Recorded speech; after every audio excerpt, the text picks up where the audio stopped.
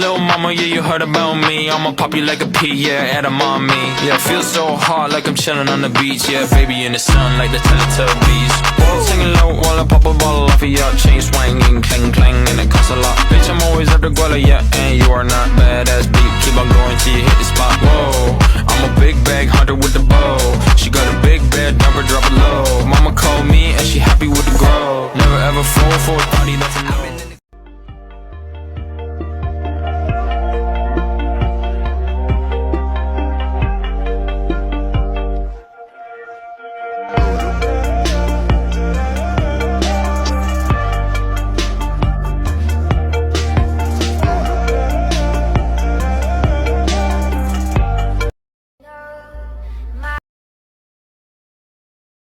Perkenalkan, nama saya Josandi Sidabariba dari kelompok 2 PPKN. Saya ingin menjelaskan materi tentang sengketa batas wilayah Indonesia dan Malaysia.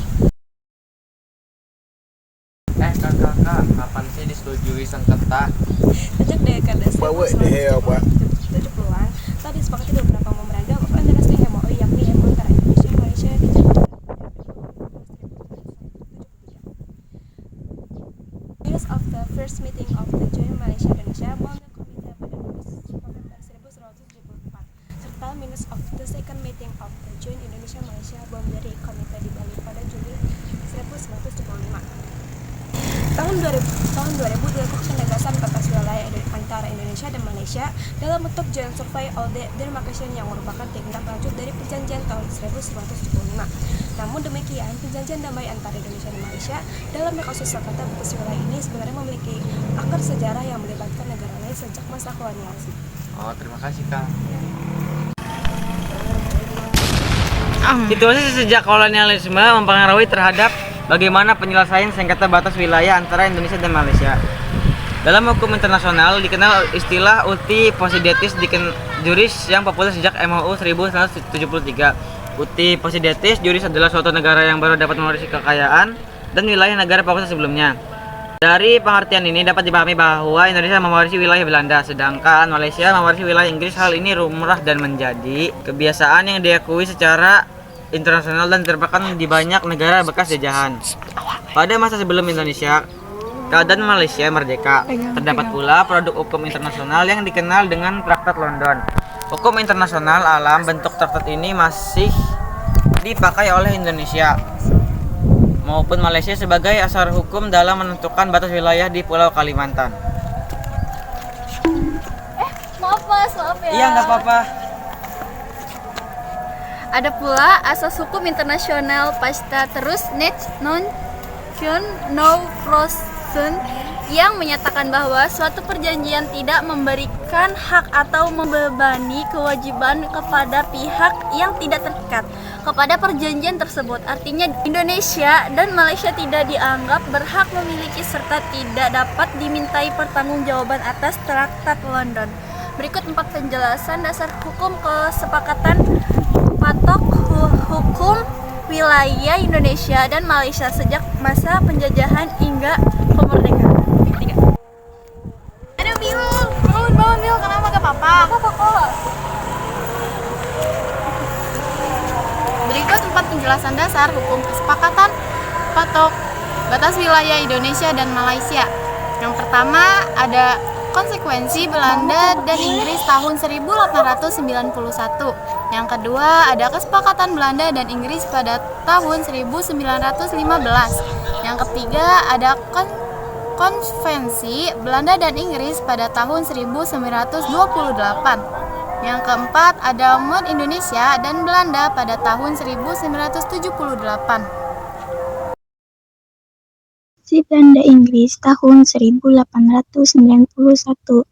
Belanda dan Inggris mendatangi perjanjian ini pada 20 Juni 1891 di London. Konvensi ini mengatur banyak hal menyangkut penentuan batas wilayah, seperti penentuan watershed dan hal-hal yang lain menyangkut kasus sengketa wilayah.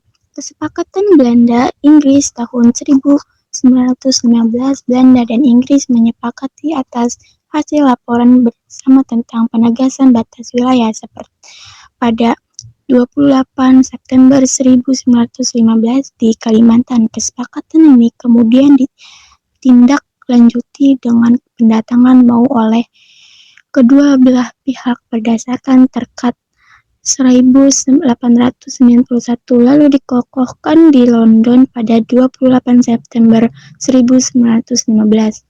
Konvensi Belanda-Inggris tahun 1928. Belanda dan Inggris mendatangi kesepakatan ini pada 20 Maret 1928 di Den Haag. Kemudian diratifikasi oleh kedua negara pada 6 Agustus 1930. Konvensi ini mengatur tentang penentuan batas wilayah kedua negara di daerah Jogjagoy antara Gunung Raya dan Gunung Api yang menjadi bagian dan Terkad 1891. Mau Indonesia dan Belanda tahun 1973. Dokumen ini mengacu pada hasil konvensi-konvensi sebelumnya 1891, 1915, dan 1928. Di dalamnya juga berisi kesepakatan-kesepakatan tentang penyelenggaraan survei dan menegaskan batasan wilayah antar Indonesia dan Malaysia yang terdiri dari organisasi The Joint Technical Committee. Penentuan area prioritas, prosedur survei, tahapan pelaksanaan, pembiayaan, dukungan satuan pengamanan, logistik dan komunikasi, keimigrasian, dan ketentuan bea cukai.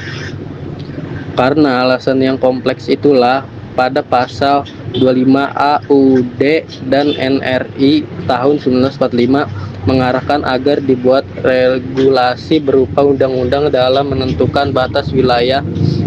Undang-undang ini dapat dijadikan pedoman dalam mempertahankan kedua lautan Indonesia, memperjuangkan kepentingan nasional dan keselamatan bangsa, memperkuat potensi, memberdayakan dan mengembangkan sumber daya alam bagi kemakmuran seluruh bangsa Indonesia.